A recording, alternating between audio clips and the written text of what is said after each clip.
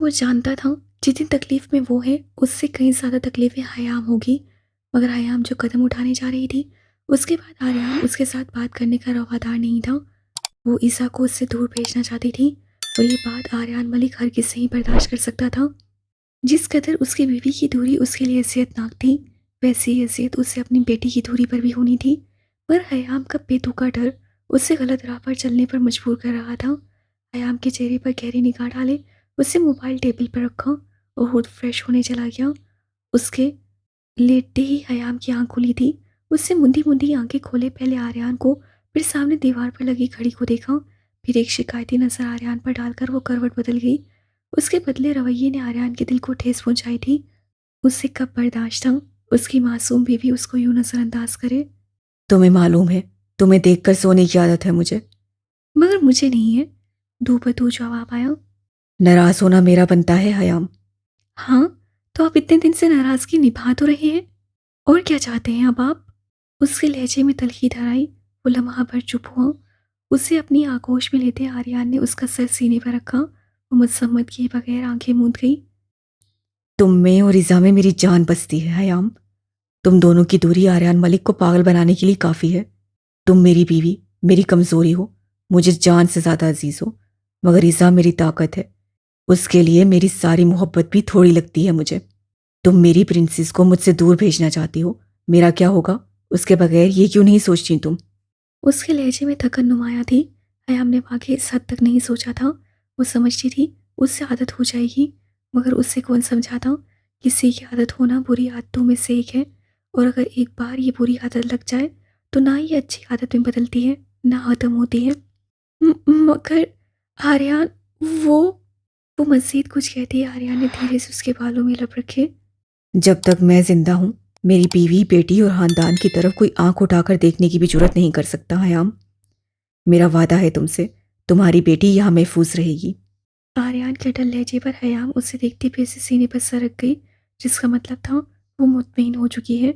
आर्यन गहरा सांस भरता उससे खुद में भींचे आंखें मूंदे लेट गया। मगर उससे कहाँ खबर थी उसके ये वादे बहुत जल्द कोई बहुत बुरी तरह तोड़ने वाला था। ये किसकी शादी शुरू हो गई है? अल्लाह, ये कौन बख्तबख्त सुबह सुबह मेरे सर पर ढोल बजा रहा है? वो कारपेट पर आड़ी तिरछी लेडी कानों पर हाथ रख के गुस्से से चीखी। मगर फिर जब सहन बेदार होने लगा तो वो झट से उठी। इर्द गिर्द का मंजर देखा, खुद को फर्श पर सोया देख उसका सर ही घूम गया। आज उसका आखिरी पेपर था, जिसकी तैयारी करते करते वो फर्श पर ही सो गई थी। अजीब है, आर्यन मलिक की मासूम बीवी मुझे जगाने क्यों नहीं आई आज? उससे हम कलाम होते उसने जैसे ही दरवाजे की तरफ देखा तो सर पकड़ गई। या अल्लाह, आज भी क्लास लगना पक्की। दरवाजे को लॉक देखकर वो फौरन से उठी। हयाम के लाख मना करने के बावजूद वो रूम लॉक करके पढ़ाई करने से बात नहीं आती थी। ज़रूर वो मुझे जगाने आई होंगी, मगर दरवाज़ा लॉक होने पर वापस चली गई होंगी। उससे ही गुफ्तगू फरमाते हुए दरवाजे की तरफ जाती, उसका मोबाइल फिर से चीख पड़ा। अल्लाह, एक तो ये अलार्म। वो वापस पलटी और अलार्म बंद करने को मोबाइल उठाया ही था, जब वहाँ रोशाने और असल की अनगिनत कॉल्स देखते उसका सर ही चकरा गया। वो कॉल बैक करती, मगर रोशानी की तरफ से मौसूल हुआ मैसेज पढ़कर उसे अपनी दुनिया घूमती महसूस हुई। दिल, उसके लब फड़फड़ाए। वो दुपट्टा उठाती तीर की तेजी से उसके कमरे की तरफ भागी। वो कमरे में दाखिल हुई, सामने बेड खाली था। उसके दिल को कुछ हुआ। वो आगे बढ़ती, ईसा को पाँव में कुछ चुभता। उससे नज़र ज़मीन की तरफ फेरी। ज़मीन पर हर तरफ उसकी ज्वेलरी बिखरी थी। वो आगे आई। उमाइमा का दुपट्टा ज़मीन पर पड़ा था। उसकी मुतलाशी नज़रें मज़ीद उसे खोजती ईसा को वो सामने सोफे के करीब घुटनों में सर दिए रात वाले ड्रेस में नजर आई। उसके दिल ने बहुत कुछ गलत होने का अच्छा बयान किया। दिल, ईसा उसे शिद्दत से पुकारती उसके करीब बैठ गई। उमाइमा ने खाली खाली नजरों से सर उठाए उसकी तरफ देखा। रात भर की जागी आंखें, बिखरे बाल, दुपट्टे से बेनियाज, सुर्खी माइल आंखें, पपोटे रोने के बाद सूज चुके थे। चेहरे पर हर दर्जा मायूसी फैली थी। वो उसकी हंसी खेती दिल नहीं थी, जिसको उससे रात सजाया था, जिसकी मदम खूबसूरत कह के सुनते, जिसे वो जी उठी थी। वो तो एक बार फिर उमाइमा शाह बन गई थी, जिसका वास्ता रातों से था, जो अंधेरों में खुद को छुपाती आई थी, जिसकी जुबान पर कुफल रहता था, जिसकी आंखें बगैर आंसुओं की रोती थी। ये ये क्या हालत बना ली है तुमने अपनी? दिल, हुआ क्या है? उसकी हलक में आंसुओं का फंदा लगा। मैं तुमसे कुछ पूछ रही हूँ, जवाब दो दिल, वरना मुझे कुछ हो जाएगा। तुम्हारी ये हालत मुझसे बर्दाश्त नहीं हो रही। आखिर वो रो दी। उमायमा हुन्नूस उसे खुशहाली आंखों से देखी गई। क्या आपको मेरी आंखों से नहीं मालूम हो रहा? आपकी दिल अपना सब कुछ हार आई है अभी। वो बर्बाद हो गई है। उसकी सारी जिंदगी की रियासत मट्टी हो गई। वो ना चाहते हुए भी मायूसी की तरफ बढ़ रही थी। ईसा शॉक्ड हुई क्योंकि रोशानी ने उससे हकीकत अभी नहीं बताई थी। कह क्या रही हो? हुआ क्या है? तुम तो कल याया के साथ गई थी ना? फिर क्या हुआ? याया ने कुछ कहा? उससे लड़ाई की क्या तुमसे? मुझे बताओ दिल, मैं याया से बात करूंगी, उसे डांटूंगी। तुम्हारे लिए तो ईसा आर्यान मलिक कुछ भी कर गुजरेगी। आप कुछ भी करेंगी मेरे लिए? सपाट अंदाज। बिल्कुल कुछ भी। ईसा एक कसम से बोली। फिर मुझे एक ऐसा दिल ला दे जो याया मीर से नफरत करता हो। एक ऐसा वजूद जिसे याया मीर की मौजूदगी जहर लगे। वो आंखें जो याया मीर के ताकों में कभी इधर उधर न भटके। ऐसा दिमाग जो याया मीर की सोचों को खुद पर हावी ना होने दे। जो उस एक शख्स को खुद पर हराम करार दे दे। उसको सोचना, देखना, सुनना, हर एक एहसास पर पाबंदी लगा दे। मुझे एक ऐसी उमायमा ला दे आप ही, मैं सारी जिंदगी आपकी एहसानमंद रहूंगी। आखिर को उसका लहजा भरा गया। वो ईसा के सामने हाथ जोड़े सारों कतार रो रही थी। उसके अल्फाज ईसा को झंझोड़ कर रख गए। उससे कभी गुमान भी नहीं किया था वो याया मीर का तस्बीह की दानों पर वर्द करने वाली लड़की उससे इतनी सख्त नफरत करेगी। मैं याया को आग लगा दूंगी दिल। मुझे बताओ उससे क्या कहा है तुम्हें? उमायमा उसकी आंखों से फूटे शरारे देखकर एकदम से सहम गई। कमरे का दरवाजा खोला। वो अनंत फनन अंदर दाखिल होते एकदम से फट पड़ी। डैड, मैं हरगिज उस खड़ूस इंसान से शादी नहीं करूंगी। आप ऐसे कैसे मुझसे पूछे बगैर इस रिश्ते के लिए हाँ कर सकते हैं? वो जल्लाद नंबर 1 का। खांसी की आवाज़ पर अफवाह पलटी और फिर उसे कोई ऐसी जगह नजर नहीं आई जहां वो अपना सुर्ख पड़ता चेहरा छुपा सके। मलिक विला के तमाम अफराद नताशा के कमरे में मौजूद थे, जिन्हें वो जल्दबाजी में देख ही नहीं सकी थी। उन सब के चेहरों पर फैली मुस्कुराहटें अफाफ से मुखफ़ी नहीं रही थीं। वो कुछ कहती उसकी नज़र ताहा मीर पर पड़ी और वो लट्ठे की मां सफ़ेद पड़ गई। या अल्लाह, ये क्या हो गया? इसके सामने बोल दिया। वो दिल में ही सोचती ताहा के सख्त तासुरात को जांचते हयाम की ओट में छुपी। मुझे नहीं पता था आप सब यहाँ हैं। उनको खुद की तरफ तख्ता पाकर वो हकलाई तो सब दिल खोल कर हंसी। अफाफ मसीह जज्बसी होती मलाइका की तरफ भागी, उसकी गोद में सर रखा था। मामा, वो सिच होकर बोली। जी मामा की प्रिंसेस। मलाइका ने मुस्कुराते प्यार से उसके बाल छुए। उसे घूरना बंद करो ताहा। डैड, वो मुझे खड़ूस कह रही है। अब क्या मैं उसे घूरूं भी नहीं? ताहा ने मुंह बिगाड़ कर कहा। जरूर तुमने कोई ऐसी हरकत की होगी, तभी वो तुम्हें इतने प्यारे नामों से बुला रही है। मुरसलीन के फिक्रे पर ताहा दांत पीस कर रह गया। भाई, आप तो कम से कम मेरा साथ दे दे, बिल्कुल वैसे ही जैसे तूने मेरा हॉस्पिटल में साथ दिया था।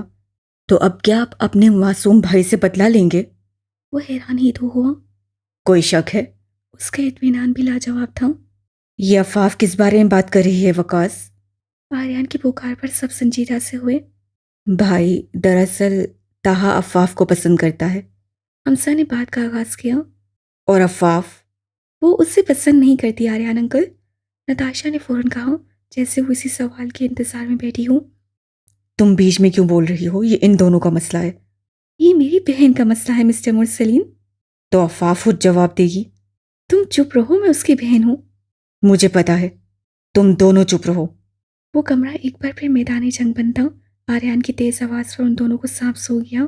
ताहा सर थामे बैठा था, जिसका रिश्ता भी तय हुआ नहीं था कि जंग पहले शुरू हो गई थी। क्या बच्चों की तरह तुम दोनों हर वक्त लड़ते रहते हो? वो भरम हुआ तो दोनों सर झुका गए। हाँ, इतना तो वकास और मलाइका भी नहीं लड़ते थे। खामोश रहो फैसल, उल्टी बात मत किया करो हर बार।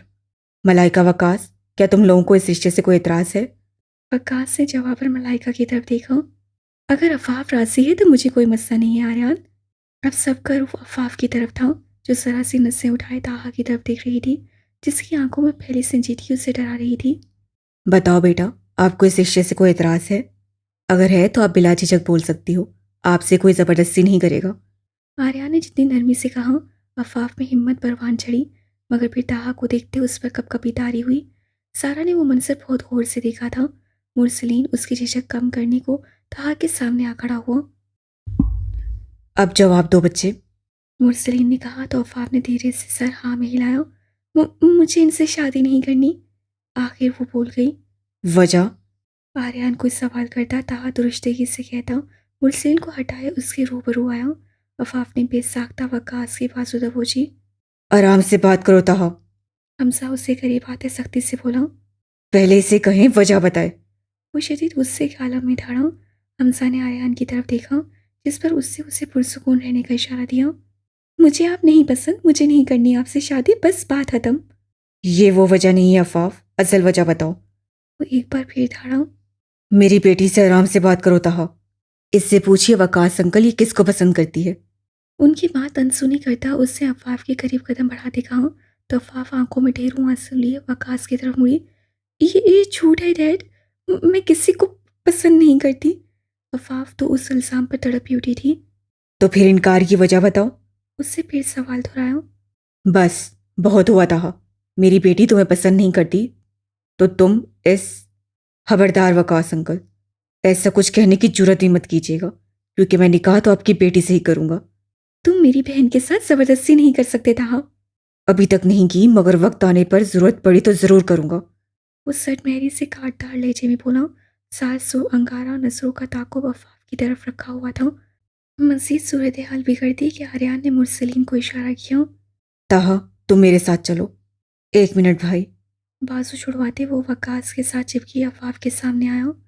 She is mine and I am hers and this is end of the story. Write down कर लीजिए। अटल लहजे में कहता वो कमरे से बाहर निकलता। अफाफ की तेज आवाज उसके कानों में गूंजी। I am not yours and you are not mine. आप भी लिख कर रख ले। चलो ये तो वक्त बताएगा। वो सटमहरी से कहता कमरे से निकल गया। मैं तुमसे ताहा के रवैये की माफी मांगता हूँ वकास। हमसा फौरन से उसके सामने आया। जाओ बेटा, आप अपने कमरे में जाओ। वकास से अफाफ को कमरे में भेज दिया। तुम मुझे शर्मिंदा कर रहे हो हमजा, माफी मत मांगो। मैं ताहा को जानता हूँ, बस जज्बाती हो रहा है, इंशाल्लाह समझ जाएगा। वकास से धीमे लहजे में कहा तो सब मुस्कुरा दिए। ये उनकी सबसे बड़ी ताकत थी, जो अपने रिश्तों को संभालना और जोड़ कर रखना जानते थे। मगर गुमसुम खड़ी सारा जानती थी उसका बेटा कभी अपने कहे से पीछे नहीं हटेगा। बहते आंसुओं में फर्श पर बैठी स्नो को बेयकीनी से देखने लगी। क्या इंसान इतने ही सफाक होते हैं कि बंदा आपके सामने तड़पता रहे और आप उसे अजियत में मुब्तला देखते रहो। मैं उस वक्त जुबान से कुछ नहीं कह सकी, मगर मेरी आंखों में हजारों शिकवे और इल्तिजाएं थीं, जिन्हें बेदर्दी से रख किए वो अपनी राह निकल गया। रोते उसकी हिचकी बंद गई। मुझे समझ नहीं आता आप ही, मैं कौन से दुख पर रोऊं और किस पर खामोशी इख्तियार कर लूं। आप ही मुझे बताएं कि मैं खूबसूरत नहीं हूँ। ईसा के बाजू पकड़े वो जिस लहजे में बोली, ईसा का दिल छलनी छलनी हुआ। आप ही, मैंने सारी जिंदगी उसे पाने की दुआएं मांगी हैं और वो बगैर किसी मेहनत के उसे मुझसे छीन के ले गई। आखिर क्यों? सिर्फ इसलिए कि मैं डरपोक हूँ। वह हंसियानी हुई। ईसा साकित बैठी बस उसे सुन और देख रही थी। अल्लाह, आप ही, मैं मर जाऊंगी। मैं कहाँ से इतना हौसला लाऊंगी उसकी दुल्हन को देखने का। मैं तो खुद उसकी दुल्हन बनना चाहती थी। मेरा दिल फट जाएगा। वो बच्चों जैसे बिलक बिलक कर रोती उसकी गोद में सरक गई।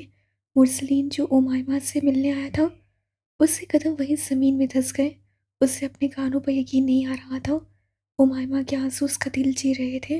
दरवाजे की तरफ पीठ होने की वजह से वो दोनों से देख नहीं सकी, मगर वो सब सुन चुका था। तुम्हें गलतफहमी भी तो हो सकती है। उससे मेरे सामने उस लड़की को प्रपोज किया भी। उमायमा उसकी बात पूरी होने से पहले ही धाड़े मार के रोती बोल उठी। मेरे सामने वो घुटनों के बल झुका, मेरे सामने उसने उसे फूल दिया। वो फिर मेरे सामने ही उसने उस लड़की से शादी करने का वादा लिया। मैं ये सब किस हिम्मत से देख कर आई हूँ सिर्फ मैं जानती हूँ। मुझे मौत नहीं आई आप ही, मगर मेरा वजूद जख्मी जख्मी हो चुका है। मेरी सांस नहीं रुकी, मगर मेरा दिल रुक कर धड़क रहा था। मैं मर जाऊंगी आप ही, मुझे इस अजियत से निकाल दे, खुदा का वास्ता आप ही। वो उसके सामने एक बार फिर हाथ छोड़ गई। ईसा पत्थर का मुजस्मा बनी थी। वो गर्दन झुकाए रो रही थी, अपने हाथों पर किसी की भारी गिरफ्त पर उससे अपने सुर्ख मुतवरम आंखें उठाई, सामने मुरसलीन को देखते। उमाइमा बेचैनी से उसके सीने से लग गई। भाई! और उसकी रही सही हिम्मत टूट गई। आवाज़ बुलंद से बुलंदतर हुई, हत्ता कि वो सब परेशानी के आलम में वहाँ आ पहुँचे। क्या हुआ मेरी बच्ची को? तोबा मुरसलीन और उसके पास पहुंची इंतहाई फिक्रमंदी से बोली। इज़ा, क्यों रो रही हो आप? और स्नो को क्या हुआ है बच्चे? कयाम समेत आर्यन और फैसल उसके करीब बैठे पूछने लगे, जिसकी खुद रोते हिचकी बंद गई थी। पॉप्स, वो याह्या। क्या हुआ याह्या को? डैड, याह्या किसी लड़की से मोहब्बत करता है और वो उससे शादी करने वाला है। फैसल को लगा मलिक विला की छत उसके सर पर आन गिरी है। आखिर उसे जिस बात का डर था वही हुआ था। तोबा ने गर्व से आंखें मीच लीं। आखिर इतना दुख उसकी फूल जैसी बेटी कैसे सहेगी? वहाँ तो सब उमाइमा शाह की दीवानगी से पोर वाकिफ थे। तो क्या याह्या मीर ही इतना बेखबर था? किसी के मुंह से एक तसल्ली का लफ्ज़ सही निकला था। सब अपनी जगह साकित थे। वो मंजर ही ऐसा था, जिस इंसान से बेपनाह मोहब्बत की जाए, जिसके हसूल के लिए दिन रात दुआएं की जाती हों, फिर वो अचानक ही किसी और की झोली में डाल दिया जाए। तो ऐसा क़यामत है इस मंजर, अच्छे अच्छों के हौसलों को तोड़ के रख देता है। सारा और हमजा बस एक दूसरे को देख कर रह गए। तभी एक आवाज़ उन सबके कानों में पड़ी। स्नो वाइट क्यों रो रही है? याह्या बिखरे हुलिये में वहां आया। शायद वो भी सोकर उठा था। कोई कुछ कहता समझना। मुरसलीन ने एकदम से उठते उसके करीब पहुंचते गिरबान को पकड़ते बाहर की जाने पे सीधा। पहली बात, वो स्नो वाइट नहीं उमाइमा शाह है।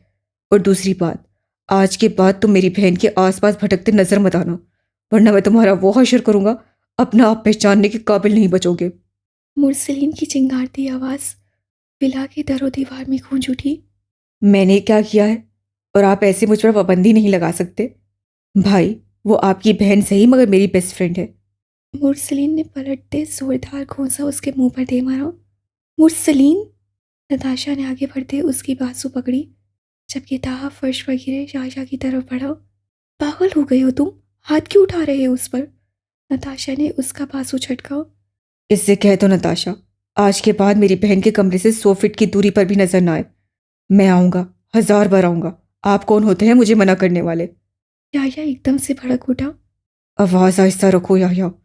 ताहा ने उसके बाजू दबोचा। मैं क्यों आवाज आहिस्ता रखूं? आप देख नहीं रही ये क्या कर रहे हैं मेरे साथ?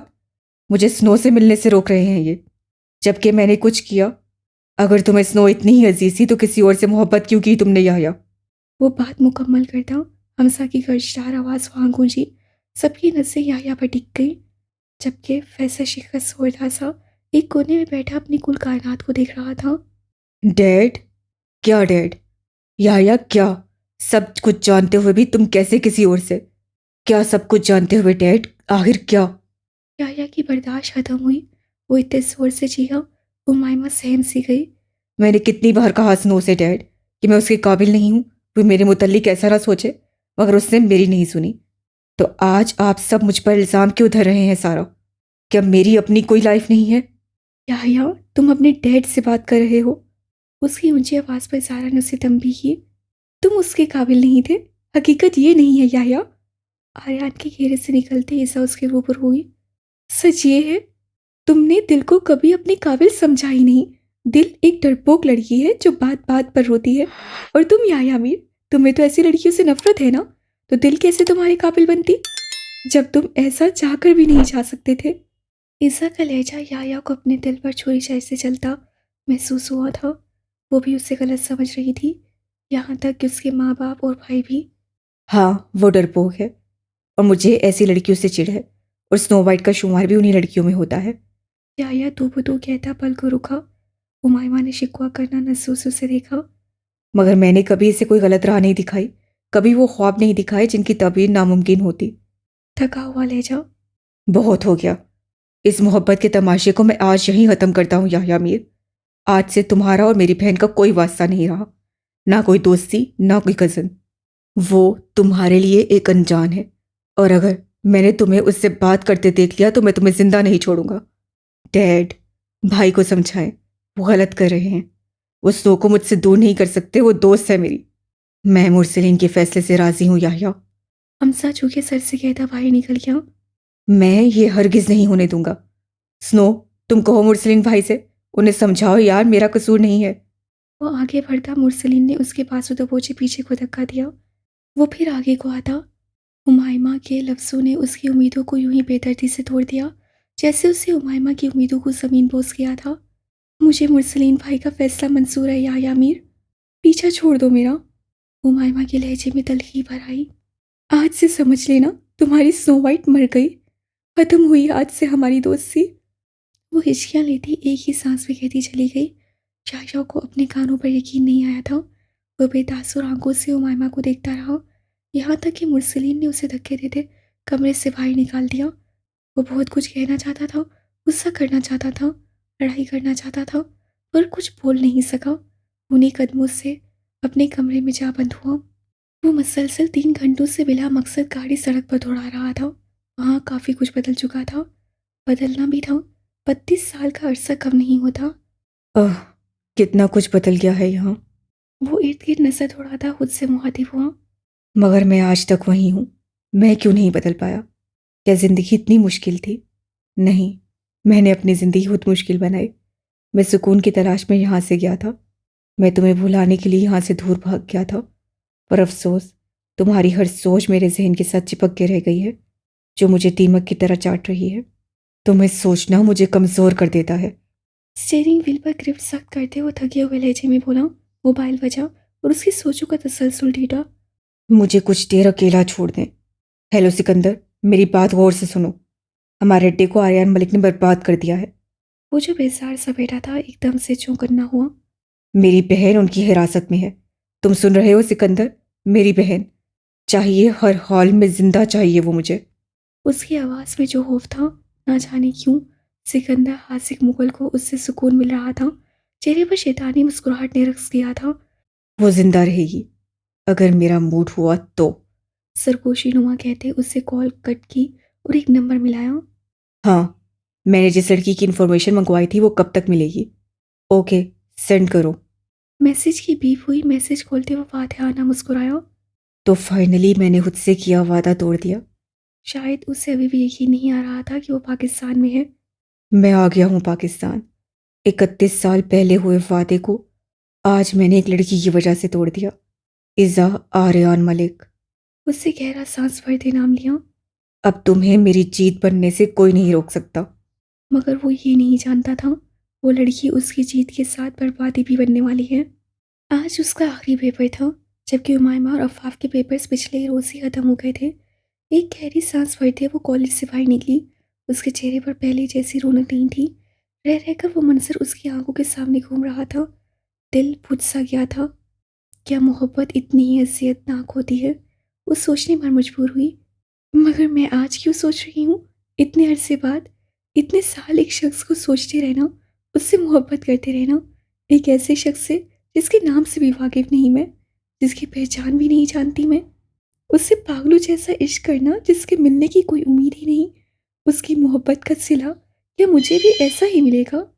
क्या वो भी याह्या की तरह होगा, संगदिल, बेहिस, कठोर? या वो भी किसी और से मोहब्बत करता होगा? उससे उससे सवाल किया, जिसके जवाब में उसके दिल की धड़कनें तेज हुई थीं। दिमाग मज़ीद कुछ भी सोचने से आ रही था। जिस्म पर कपकपी तारी होने लगी। क्या मेरे साथ भी दिल जैसा सलूक होगा? उसका दिल टूट के उभरा। क्या मैं एक सहरा के पीछे भाग रही हूँ? जिंदगी में पहली बार उसको अपनी शिद्दत भरी जुनूनी मोहब्बत पर रश नहीं, अफसोस हुआ था। मगर मामा तो कहती हैं, जो होता है अच्छे के लिए होता है। ऐसा सोच के रह गई। मगर सब कुछ अच्छे के लिए भी तो नहीं होता। उसे उमाइमा की उजड़ी हालत याद आई। दिलो दिमाग में अजीब जंग चल रही थी। उसे कुछ समझ नहीं आ रहा था, वो क्या सोच रही है और अचानक क्यों इतना सोच रही है। जो होगा बेहतर होगा, इंशाल्लाह। आखिर खुद को दिलासा देते उससे आसमान में देखा और सब अल्लाह पर छोड़ दिया। ईसा वहाँ आधे घंटे से खड़ी थी, मगर ना तो वहाँ अभी तक उसका ड्राइवर आया था और ना ही अहमद को कुछ पता था, क्योंकि उसे लेने वही आने वाला था।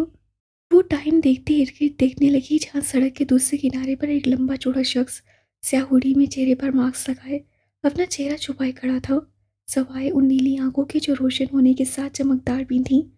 ईसा को उसकी आंखों में अजीब सा तासुर उभरता महसूस हुआ। वो इग्नोर कर गई। उससे 5 मिनट बाद देखा, वो शख्स यूं ही उसे नजरों के ताकों में लिए खड़ा था। उसका मूड हद दर्जा खराब था। वो कोई फड्डा नहीं करना चाहती थी, वरना उस शख्स का जबड़ा तोड़ने में वो पल भी ज़ाया न करती, जो ढीठों की तरह उसके देखने के बावजूद भी उसे घूरे जा रहा था। क्या मसला है आपके साथ? क्यों घूर रहे हैं आप?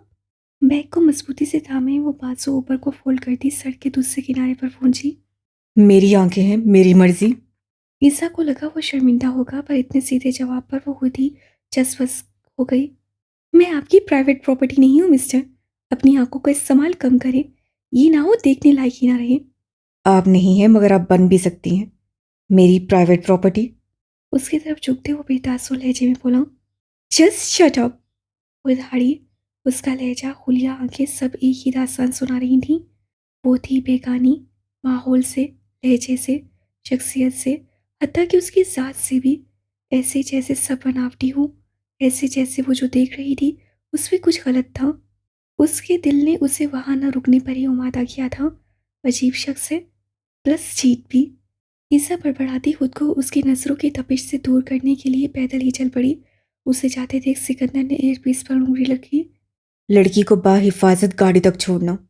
बहुत जल्द फिर मुलाकात होगी लिटिल एंजल। उसकी पुष्ट को घूरते मुंह से मुस्कुराया। दो लोग कॉल पर मुखोई गुफ्तगू थे। तुम्हें क्या लगता है, जो लड़की सिकंदर हाजिक मुगल को पहली मुलाकात में शटअप कॉल दे दे, वो इतनी आसानी से उसके चंगुल में आ जाएगी? उसकी आवाज़ में तमस्सुर था। तुम वहाँ हो? स्पीकर से सवाली आवाज़ उभरी। जिस मौके का परसों से इंतजार किया हो, उस मोमेंट को मिस नहीं करना चाहिए। चुपचाप यहाँ दफा हो, अगर उसे भनक भी पड़ गई तो तुम्हें कच्चा खा जाएगा। ऐसे तो मैं उसे मॉन्स्टर नहीं कहती। हाथ झाड़ते हुए इतराई। तुम जो भी कहती हो इनायरा, यहाँ वापिस आओ, वरना बहुत गड़बड़ हो जाएगी। ओके, मुझसे 5 मिनट बड़े भाई, आ रही हूँ वापस। मुंह की साविये बिगाड़ती हुई वापसी को पलटी। वैसे इस खेल में मज़ा बहुत आने वाला है। इज़ा मलिक वर्सेस मॉन्स्टर। ये लड़की तुम्हें तिगनी का नाच नचाएगी सिकंदर, याद रखना। वो कहका लगा गई। हम तो जुनूनी थे ही, हमारी औलाद ने तो जुनूनियत की सारी हदें ही फलांग डाली हैं। अभी ये जुनूनियत की शुरुआत थी। मालूम नहीं ये औलाद और कितनी हदें पार करेगी जुनूनीपन की। आर्यन की हकवी भरी आवाज़ पर वो दोनों सोच कर रह गई। उतने में वहाँ यहाँ आया, अपनी जगह पर बैठते उससे खाना शुरू किया। मलिक विला में हर सू खामोशी थी। मामा डैड, पहले आप लोग जाएंगे नैना की तरफ या वो लोग आए? याह्या ने खाना खाते मसरूफ से अंदाज में सवाल किया। मुरसलीन समेत 2 बार फैसल को अपनाने वाला हलक में टकता महसूस हुआ। इससे कह दें भाई, मैं कहीं नहीं जा रहा इसके साथ। जहाँ मोहब्बत की है वहाँ शादी भी खुद कराए। इनफैक्ट मैं इस तरह के किसी काम में शिरकत नहीं करूँगा, और ये मेरा आखिरी फैसला है। हमजा तलखी से कहता खाना अधूरा छोड़े जा चुका था। उसके पीछे सारा भी चुपचाप उठ गई। फाइन, अगर आपको नहीं आना ना आए, मैं कोर्ट मैरिज कर लूँगा। वो भी याह्या मीर था, अपने बाप जैसा जिद्दी। अपना फैसला सुनाए जा चुका था। आर्यन ने खाने से हाथ रोक दिया। अब ये सब भी हमें देखना पड़ेगा। आज तक ऐसा कुछ नहीं हुआ हमारे खानदान में। क्या कहेंगे हम लोगों से? सुमेरा बेगम की परेशान आवाज़ पर आर्यन ने सर हाथों में गिरा लिया। मुरसलीन कुछ भी कहे बगैर 2 बार फैसल को लिए कमरे में चला गया। तहा के इशारे पर नताशा अफाफ को भी कमरे में ले गई। अब वहाँ से वकास, मलाइका, हयाम और आर्यन बचे थे। ये खानदान बिखर रहा है जिसे मैंने जोड़ के रखने के लिए कई कुर्बानियाँ दी हैं। अल्लाह सब बेहतर करेगा आर्यन, आप फिक्र नहीं करें। उसके हाथ पर हाथ धरे हयाम ने नरम लहजे में कहा। हयाम ठीक कह रही है, सब वक्त के साथ ठीक हो जाएगा। या भी। मलाइका को अपनी आवाज़ सांझे आने की वो खोखली लगी। मेरी बात आप सब गौर से सुने। जब एक इंसान इस दुनिया में आता है तो अपने साथ कई खूबियाँ लिखवा कर लाता है, जो हर दूसरे इंसान में नहीं मिलती। यही तो अल्लाह के बनाए बंदों की खासियत है। बिल्कुल ऐसे ही मुराद ज़िंदगी से भी है। हमारी ज़िंदगी में कई लोग होते हैं, मगर ज़रूरी नहीं वो किस्मत में भी हों। हर इंसान आपकी ज़िंदगी में एक मुकर्रा वक्त तक रहता है। फिर क्या होता है, लोग किनारा कर लेते हैं। कुछ अल्लाह के बुलावे पर इस दुनिया फ़ानी से कूच कर जाते हैं, तो कुछ खुद को बेहतरीन की तरफ ले जाने की कोशिश में आगे बढ़ जाते हैं। यही है ज़िंदगी जो चलती रहती है। ये इंसान नहीं है जो थक जाएगी, ना ही सूरज और चाँद है जो तुलू और ग़ुरूब हो जाएगी। इसकी मिसाल एक बहती नदी की मानिंद है, जो रुआं रहती है हर हाल में, हर सिमत में। ये नहीं देखती आगे कितनी मुश्किलात होंगी। इसे मालूम नहीं होता वो मुश्किलात हल कैसे होंगी, क्योंकि ये सोचना इसका काम नहीं है। तो फिर आखिर आप इंसान क्यों सोचते हैं इतना? आज ये नुकसान हुआ, कल ये खुशी मिलेगी, परसों मेरा दिन बुरा गुजरेगा। आपको जो भी मिलना है और जो कुछ भी आपने गंवाना है, वो सब तय है और सब अपने तयशुदा वक्त पर हो जाएगा। तो सोच कर क्या मुफाद हासिल कर लेंगे? सवाए उसके आपका हर वक्त का सोचना आपको डिप्रेशन का मरीज बना देगा। अपने आप को संभालें। अगर बिखर गए हैं तो खुद को समेटें, उठें, कोशिश करें और इस जिंदगी को जिए कि ये बार बार नहीं मिलती। जो गवा दिया उसे अल्लाह की अमान में दे दें। जो है उस पर शुक्र अदा करें, दुआ करें, खुशियाँ मांगें, ईमान से भरपूर जिंदगी की दुआ करें, कामिल यकीन हासिल करें कि दुनिया दुनिया में ही रह जाएगी। आखिरत में सिर्फ आप और आपकी शनाख्त के साथ एक पोटली जाएगी जिसमें आपके अमाल होंगे और बस ये है जिंदगी का हासिल। हुमायूं ने मुंदी आंखें खोली, आंसुओं से तर आंखें लिए उससे मोबाइल पर चलती वीडियो को देखा जो अब रुक गई थी। ताहा, तुम यहाँ क्या कर रहे हो? मुरसलीन जो उमायमा के कमरे की तरफ जा रहा था, ताहा को अफाफ के कमरे के बाहर इतनी सीरियस हालत में खड़े देख हैरान सा हुआ, मगर उससे करीब आते वो ताहा पर गुजरती कैफियत समझ चुका था। उससे अंदेशा हुआ मलिक विला में एक बार फिर जंग छिड़ने वाली है। वो उमायमा के कमरे में आया जहाँ वो उसकी सोच के मुताबिक खिड़की में खड़ी थी। सोई क्यों नहीं अभी तक? मेरी नींद टूट गई है मुझसे, वो धीरे से बोली। सोने की कोशिश करो वरना तबीयत खराब हो जाएगी। जी भाई, वो बस इतना ही कह सकी। मुरसलीन अब बेजार सा हुआ। उसे कब बर्दाश्त था उसकी बहन उस शख्स के लिए उदास हो जिसे उसकी परवाह तक नहीं। मैंने उसे हंसते देखा है। मुरसलीन के फिक्रे पर उमायमा भीगी आंखों से मुस्कुरा दी। वो तुम्हारे बगैर भी खुश है, तो तुम क्यों उस शख्स के लिए उदास हो रही हो? मुरसलीन नफी में सर हिलाता जाने के लिए पलटा। उसकी मुस्कुराहट झूठी है, मैंने उसे रोते देखा है। मुरसलीन के भाई जाते कदम रुक गए। उमायमा के लफ्जों ने उसे साकित कर दिया। वो रोए या मर जाए, तुम्हें इस बात से कोई परवाह नहीं होनी चाहिए। मैं मेरी बहन के मामले में बहुत पॉसेसिव हूँ। मैं किसी की अफवाह नज़र भी उस पर बर्दाश्त नहीं कर सकता। उससे तो फिर तुम्हारा दिल तोड़ा है। कहते वो रुका नहीं था। उमायमा गहरी सांस भरती वहीं टिकी रही जब उसकी नज़र नीचे लॉन में टहलते याह्या पर पड़ी। बेसाख्ता याह्या ने भी नज़र उससे कमरे की तरफ उठाई। दोनों की नजरें मिली। उसकी आंखों में उमड़ आए आंसू। उमायमा का दिल तड़प उठा, मगर फिर उसके जहन में उसकी कई बातें उजागर हुई जिन्हें सोचकर वो खुद को हौसला देती रुख मोड़ती खिड़की बंद कर गई।